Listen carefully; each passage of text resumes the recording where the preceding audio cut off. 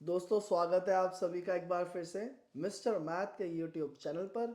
और आज हम बात करेंगे क्वेश्चन नंबर 11 दिसंबर 2023 आरएमसी एग्जाम। तो यहाँ पर 4 to the power 9 plus 6 to the power 10 3 to the power 20 prime number है क्या, ये आपको पूछा हुआ है। और पूछा है कि 20 to the power 100 minus 17 to the power 34 वो प्राइम है कि नहीं, ये आपको पूछा है। अब देखो यार, ऐसे इसकी वैल्यूज कैलकुलेट करने जाओगे तो मौत है। ठीक है, तो you have to be smart at it, right. तो आप कैसे करोगे इसको?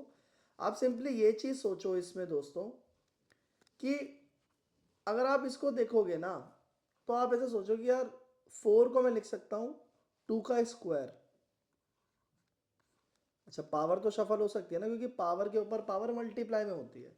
तो अगर मैं 4 को लिखता हूँ 2 की पावर 2, अगर मैं 4 को लिखता हूँ 2 की पावर 2 और उसकी पावर 9 है, तो इसका मतलब ये है कि ये दोनों मल्टीप्लाई में, तो मल्टीप्लाई में है तो आप शफल कर सकते हो। मैं उसको यहाँ लेकर के आ गया और उसको जो है मैं वहाँ लेकर के चला गया, राइट।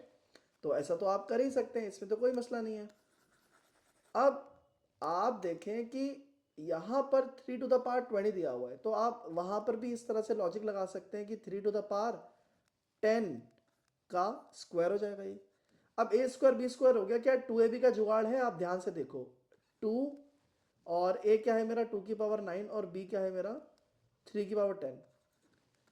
अगर मेरा इस पूरे को सॉल्व करके ऐसा आ जाए तो इसका मतलब आइडेंटिटी फॉर्म हो जाएगी। अब आइडेंटिटी फॉर्म करने का एडवांटेज क्या है वो भी बताता हूँ।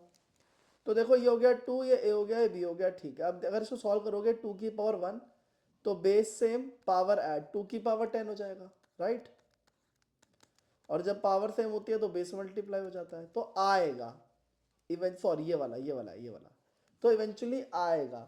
इसका मतलब क्या है दोस्तों? इसका मतलब ये है कि आइडेंटिटी मेरी फॉर्म हो जाएगी। मैं कह सकता हूं कि 2 की पावर 9 प्लस में 3 to the power 10 whole square.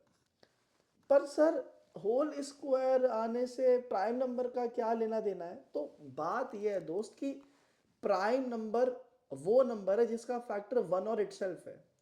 अब अगर कोई भी नंबर स्क्वायर फॉर्म में है, right, which is either 4 2 square और 9 3 स्क्वायर और 16 4 स्क्वायर, तो उसमें आप देखो कि 4 में फैक्टर ना 2 से ज़्यादा होंगे, क्योंकि स्क्वायर है ना। इसका मतलब क्या है कि एक फैक्टर 1 है, एक फैक्टर 2 है, एक फैक्टर 4 है। यहाँ पर एक फैक्टर 1 है, एक फैक्टर 3, एक फैक्टर 9 है, एक फैक्टर 1 है, एक फैक्टर 4, एक 4 16 है। यानी कि होल स्क्वायर जो नंबर होता है वो कभी भी प्राइम नहीं हो सकता।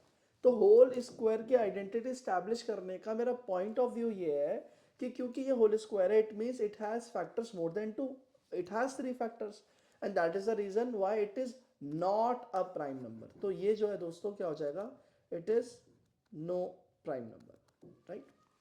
Now if you talk about question on the right hand side, how do you solve that one? तो भाई मेरे क्या करें यार दोस्त? तो देखो ऐसा है यार, इसमें तो ए प्लस भी होल स्क्वायर या ए माइनस भी होल स्क्वायर भी नहीं बनेगा। But if you look at it, observe it closely, अगर आप ध्यान से देखो, देखो इसको ऐसे कर सकते हो, 20 to the power 50 whole square minus 17 to the power 17 whole square. Now sir इसका क्या? भाई A square minus B square वाली अपनी आइडेंटिटी होती है ना, कि उसको ए माइनस बी और ए प्लस बी में खोल सकते हैं। हाँ सर बिल्कुल होती है, और हम खोल भी देंगे।